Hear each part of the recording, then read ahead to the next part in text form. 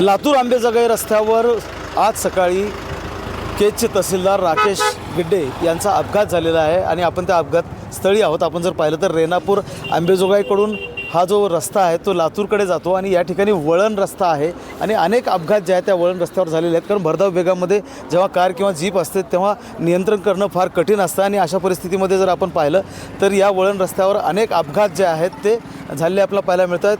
तहसीलदार राकेश गिड्डे यांची जी काय कार आहे ते पूर्णपणे या वळण रस्त्यावर नियंत्रण त्यांचं सुटलेलं असल्यामुळं पूर्णपणे खड्ड्यात कोसळलेली आहे। साधारणतः 100 ते 150चा वेग जो आहे तो या ठिकाणी असल्याचं आपला प्रत्यक्षदर्शींनी सांगितलेलं आहे। साधारणतः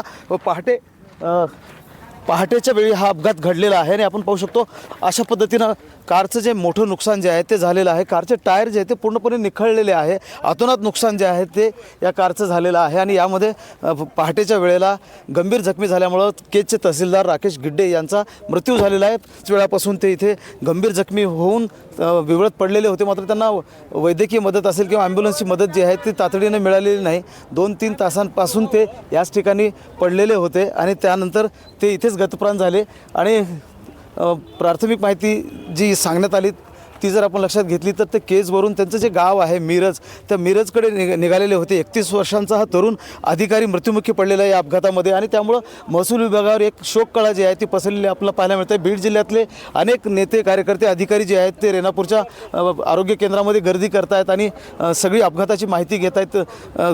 राकेश गिड्डे यांचे जे कुटुंबीय आहेत ते देखील या ठिकाणी पोहोचलेले आहेत। ते विवाहित असून त्यांना एक मुलगी असल्याचं कळतं आहे। एकूणच जर लक्षात घेतलं आपण तर वेगावर नियंत्रण नसल्यामुळं हा अपघात घडलेला आहे। गर्दी जी आहे ती लोकांची हा अपघात पाहण्यासाठी इथे होताना आपल्याला पाहायला मिळते आणि या कारचे जे काही टायर आहेत ते निखळून दूरपर्यंत गेलेले आहेत आणि आपण जर पाहिलं तर हा अपघात जो आहे तो रेणापूरपासून जो वळण रस्ता आहे काही अंतरावर म्हणजे 1-2 किलोमीटरच्या अंतरावर त्या ठिकाणी घडलेला आहे आणि कार रस्त्यावरून पूर्णपणे खड्ड्यात पडलेली आहे। वेग एवढा होता की जवळची झाडं जी आहेत ती तोडून पूर्णपणे निखळलेली आहे आणि केजचे तहसीलदार जे आहेत राकेश गिड्डे यांचा यामध्ये दुर्दैवी मृत्यू झालेला आहे। महेंद्र जोंधळे, TVN मराठी, लातूर।